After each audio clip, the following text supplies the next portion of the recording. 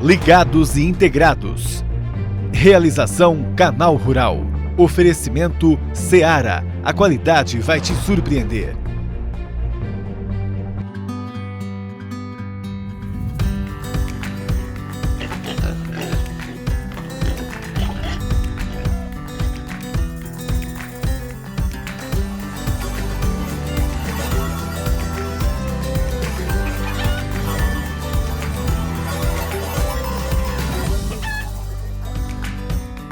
Bom dia! Preço pago ao suinocultor alcança valor recorde em julho. Será que, além da exportação, o consumo interno está aumentando? Já seria reflexo da reabertura comercial no Brasil? Vamos perguntar a Juliana Ferraz, analista de mercado do CPA. E no nosso tema técnico tem um passo a passo cheio de dicas sobre como trocar a cama do aviário. Será que precisa fermentar a cama mesmo quando vai ser retirada? Vamos perguntar ao João Nelson, especialista em frango de corte. Tem ainda as notícias. A Argentina deve receber incentivo da China na criação de suínos. Vamos começar e é agora. A China pode investir na suinocultura da Argentina. O país vizinho já teria um memorando à espera da assinatura de representantes da Associação Chinesa para a Promoção e Desenvolvimento Industrial. É privada. O que deve acontecer essa semana ainda, informou o subsecretário argentino de Promoção de Comércio e Investimentos, o Pablo Sivori.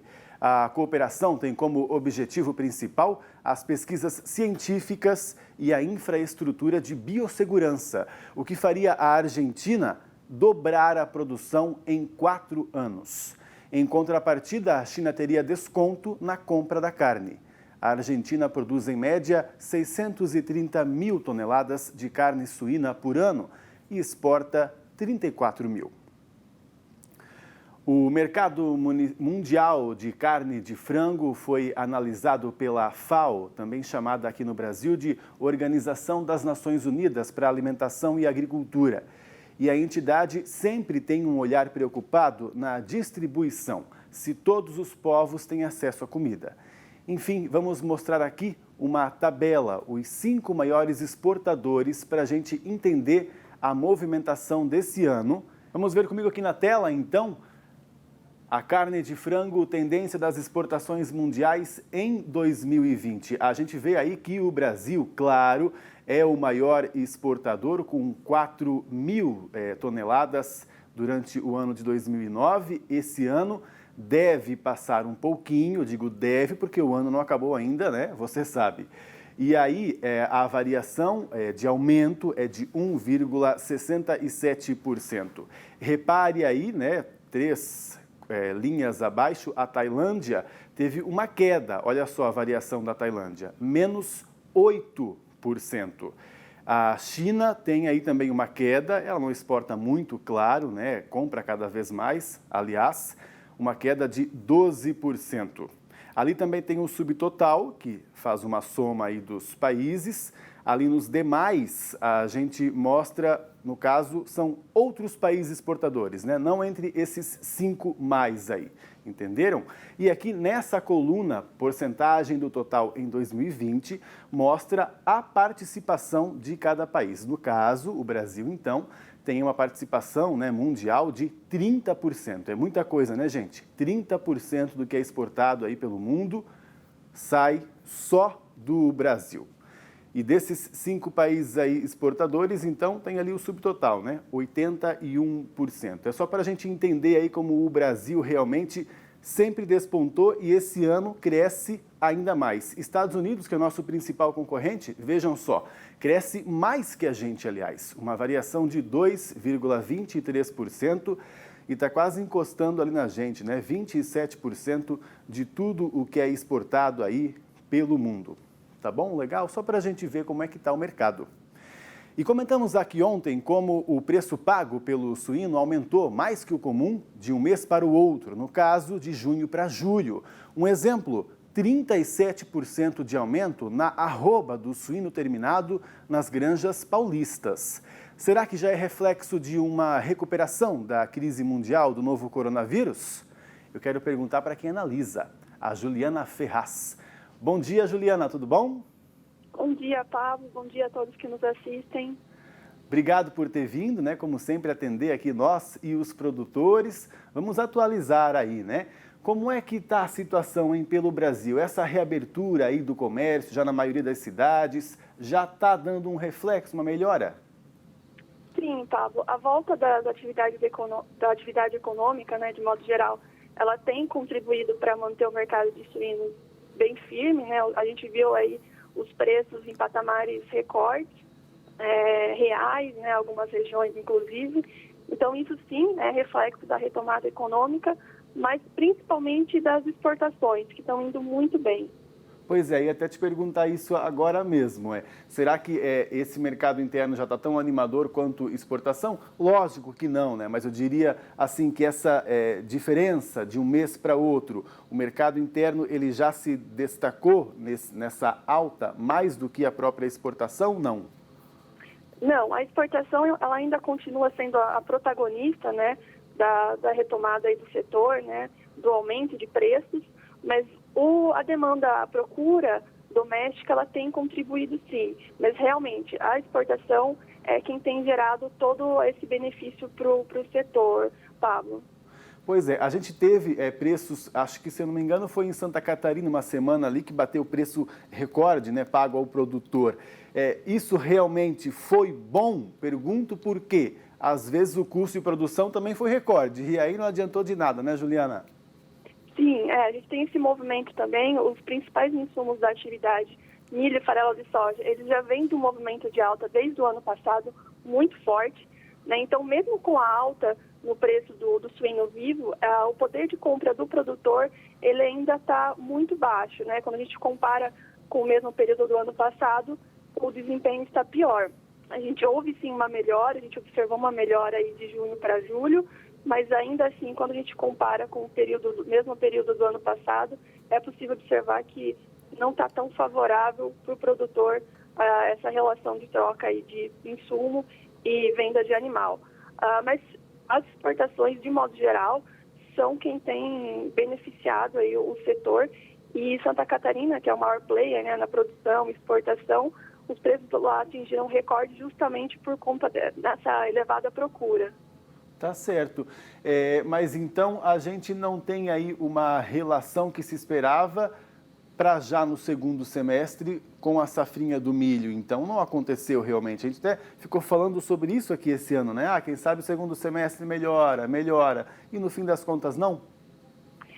A demanda por esses grãos está muito alta e isso tem pressionado bastante o setor suinícola, né, aqui no Brasil, porque são produtos muito demandados lá fora também, então a gente tem essa concorrência, né?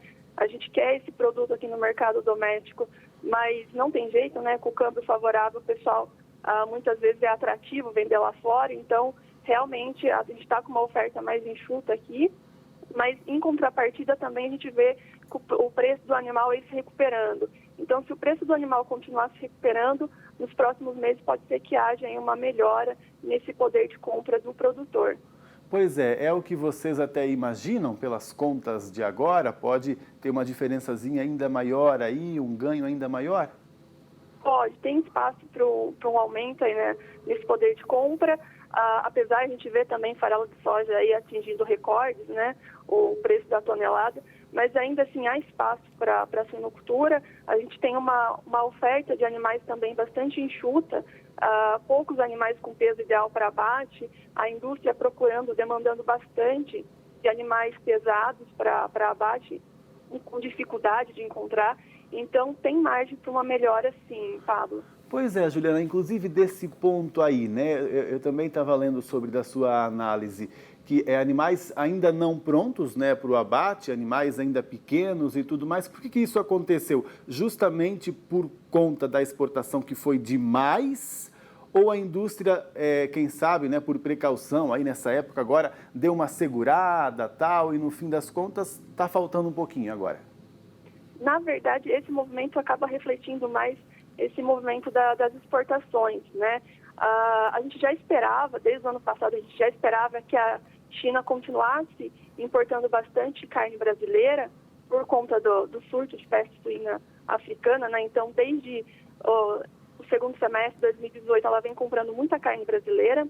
Então, a gente já era esperado pelo setor que as exportações continuassem num ritmo bastante aquecido, mas é claro que ninguém esperava que fosse tão aquecido assim, né? A gente, em maio, aí, as exportações bateram recordes.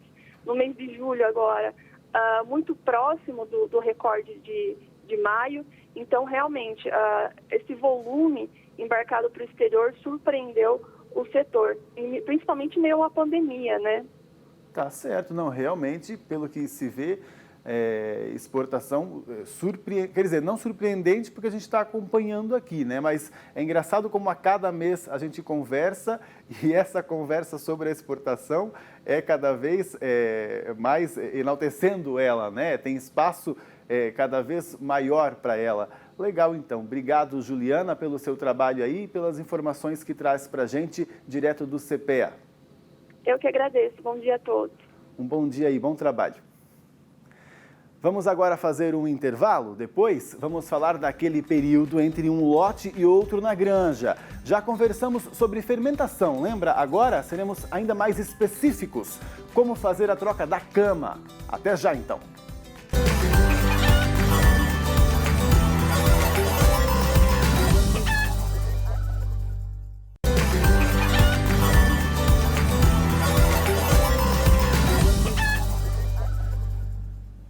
Ligados e integrados de volta aqui no Canal Rural, agora para a gente ficar bem informado sobre o tempo, a gente se preparar aí nesta semana. A Priscila Paiva vem aí então. Bom dia, Pri. Olá, Pablo. Boa terça-feira para todos nós. E eu trouxe um mapa importante desta semana que mostra a anomalia das temperaturas. O que quer dizer isso? Onde os termômetros vão ficar acima do normal para o esperado e abaixo da média. Repare só comigo aqui no Rio Grande do Sul, que vai ter calor acima da média com até 3,5 graus. E a gente sabe que em alguns locais do Rio Grande do Sul, esse termômetro pode ficar até 6 graus acima da média climatológica. Então, um calor fora de época que pode também provocar um desconforto térmico, tá certo? Principalmente porque a madrugada continua gelada e o dia fica mais quente. Em compensação, no sudeste do Brasil, a gente pode ter até 2,5 graus abaixo do normal, principalmente entre São Paulo e Minas Gerais, mais por conta da temperatura da madrugada do que da tarde. As tardes continuam agradáveis, com temperaturas confortáveis, mas na madrugada a gente pode sim ter temperaturas mais baixas. A gente começou a semana, por exemplo, com 2 graus apenas em Caldas, uma cidade de Minas Gerais. No centro-oeste também ligeiramente abaixo do normal em parte ali de Mato Grosso e Goiás. Um destaque dessa semana é o tempo seco em grande parte do Brasil, com as chuvas concentradas apenas aqui em parte do litoral do Nordeste, com até 50 milímetros acumulados, tá? Depois disso, de 9 a 13 de agosto, as instabilidades até tentam avançar pelo Rio Grande do Sul, mas de forma muito frustrada, porque os volumes serão baixos, e é só entre o fim da primeira quinzena de agosto e início da segunda quinzena que a gente vê finalmente uma frente fria avançando pelo Rio Grande do Sul. Ou seja, teremos pelo menos, Pablo, 10 dias de tempo seco em grande parte do Brasil. Eu não sei se sou eu que estou acompanhando mais a previsão a partir de agora aqui, mas estou reparando uma secura aí de dias, né? E que deve continuar, então vamos nos preparar aí. E hoje vamos falar mais sobre aquele tempo entre um lote e outro. Nós já mostramos para vocês como é feita a fermentação da cama para o controle de pragas. Mas uma vez por ano, mais ou menos, a cama também precisa ser trocada. Ainda assim, a fermentação é feita para eliminar qualquer micro-organismo patológico que possa haver por ali. Só depois a cama é retirada e até a chegada da cama nova, alguns procedimentos são essenciais. Então, é um período ainda mais curto, mas que dá trabalho. Vamos saber quais na reportagem. Bom dia, Julia.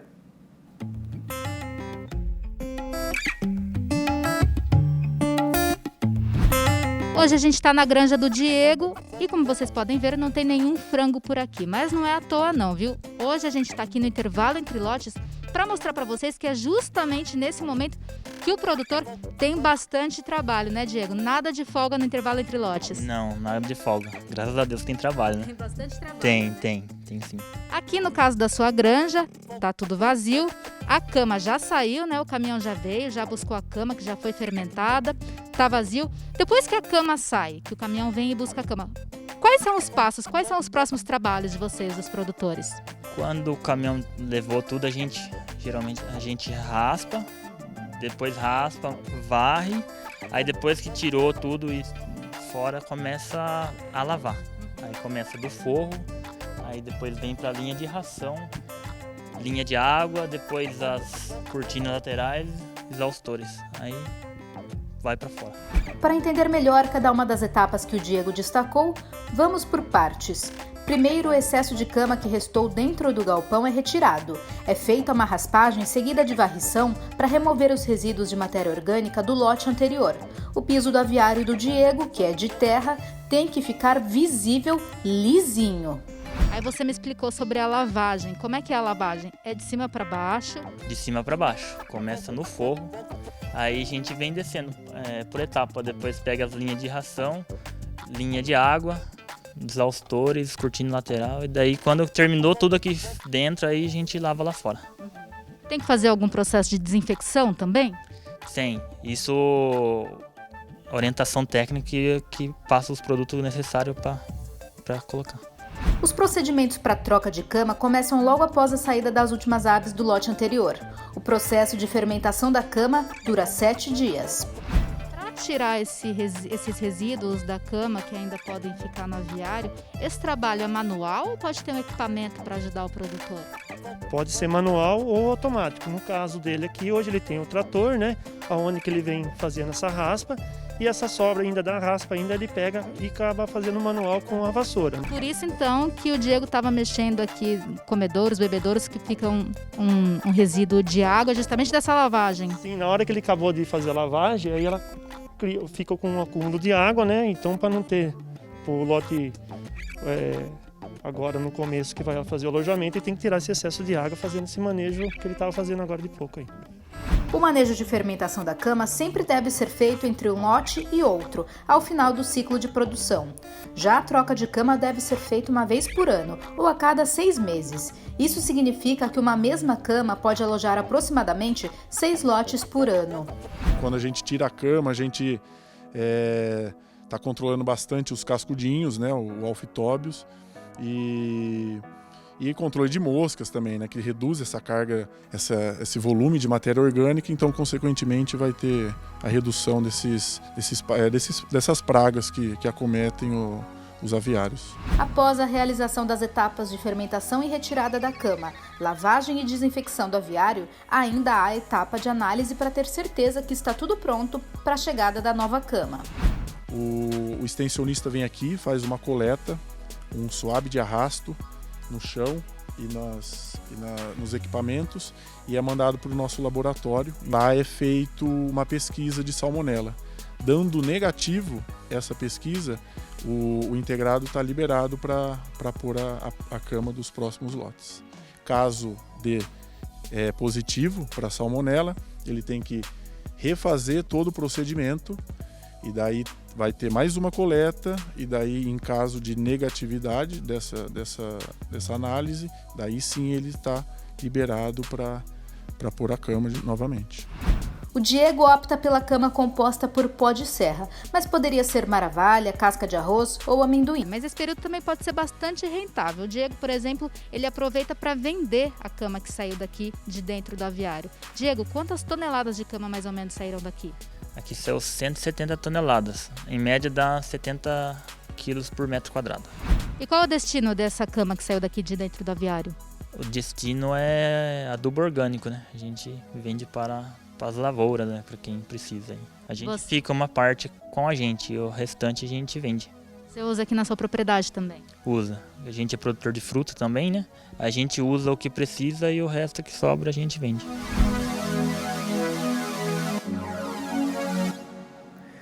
E agora a gente tira as dúvidas, né? Eu represento vocês aqui, então, perguntando ao João Nelson, que é médico veterinário e especialista em frango de corte.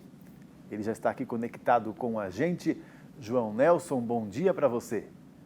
Bom dia, Pablo. Bom dia a todos os nossos produtores integrados e produtores em geral. Obrigado por ter vindo aqui participar com a gente. Ô, João, comenta para a gente, porque às vezes até o pessoal que não entende muito do setor e até quem está no setor pode achar que, por que limpar tanto assim esse chão, né? Ali com máquina, por exemplo, depois vassoura, fazer tanta questão dessa limpeza, sendo que depois eu vou colocar o mesmo produto em cima, né? Não o mesmo, lógico, eu sei que é uma nova, né? Mas por que esse esmero todo para tirar esse resíduo da anterior? Nós temos uma preocupação, né, Pablo, em relação não somente a essa fase, mas todas as fases posteriores, ou seja, todos os lotes posteriores, porque para nós é indesejável, a presença de qualquer matéria orgânica, né, presente nessa instalação. Para nós indesejável, mas nós sabemos que para bactérias, principalmente, a matéria orgânica é uma fonte de substrato. Então, quanto mais matéria orgânica nós tivermos decorrente desses lotes anteriores, as nossas bactérias indesejáveis, elas terão uma maior capacidade de reprodução e proliferação dentro desse galpão. Então, se faz necessária essa limpeza, essa raspagem, mesmo após a retirada do adubo pelos nossos caminhões, pelos terceiros que irão buscar esse adubo, como o nosso produtor Diego comentou, ele vai vender esse adubo sim para terceiros ou vai ficar com esse adubo na sua própria granja, mas nós precisamos retirar o excesso dessa matéria orgânica. Então, se faz necessário sim a raspagem, seja ela manual, ou seja ela através de equipamentos tratorizados ou varredura também manual com vassouras, vassourões,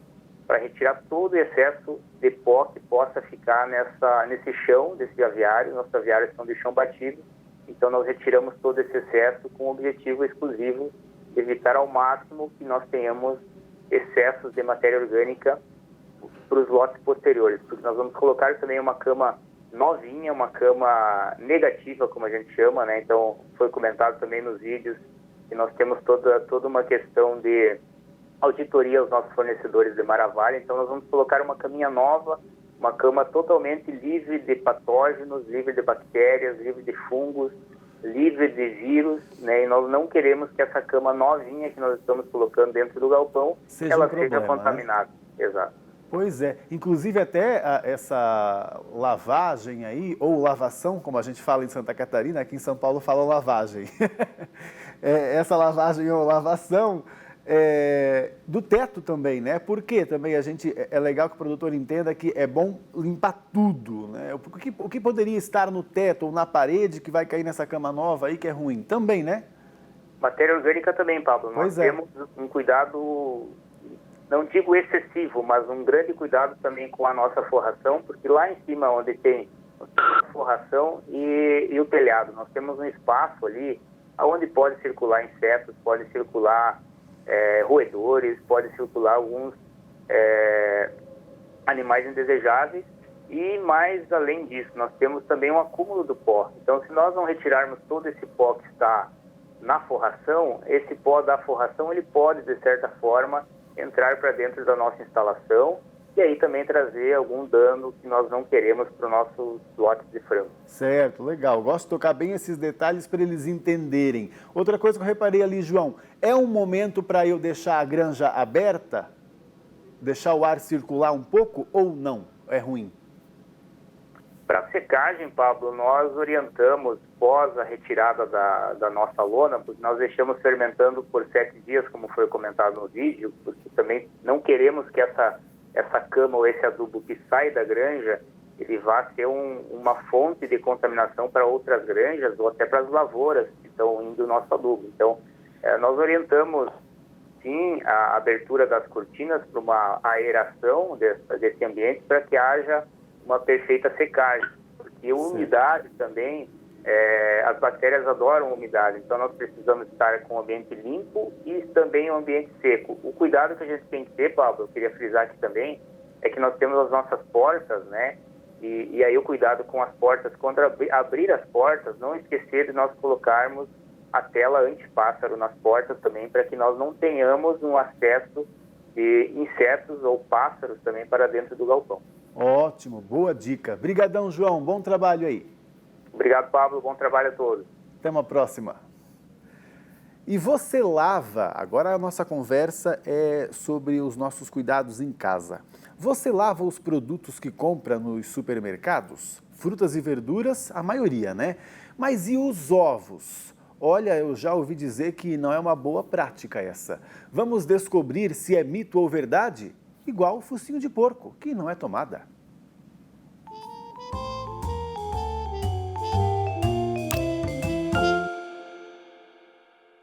Se você nunca fez isso, deve conhecer quem já fez ou faz correntemente: lavar os ovos. Saiba que, na verdade, você está aumentando as chances de contaminação ao invés de diminuir. Não devemos lavar os ovos antes de guardá-los na geladeira, porque isso pode retirar a película protetora existente na casca e aumentar a chance de contaminação por micro-organismos, que podem migrar da casca para o interior. Então, você quer limpar? Coloque delicadamente em água corrente, apenas no momento do preparo. E mais uma dica: para saber se o ovo está bom para consumo, coloque dentro de um recipiente com água. Se o ovo afundar, é porque está fresco. Se boiar, está impróprio para o consumo.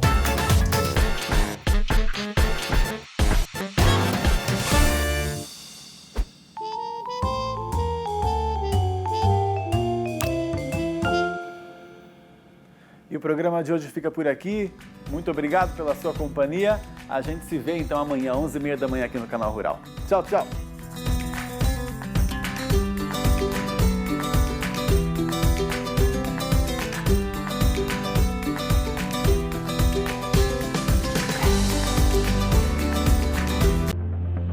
Ligados e integrados. Realização Canal Rural. Oferecimento Seara. A qualidade vai te surpreender.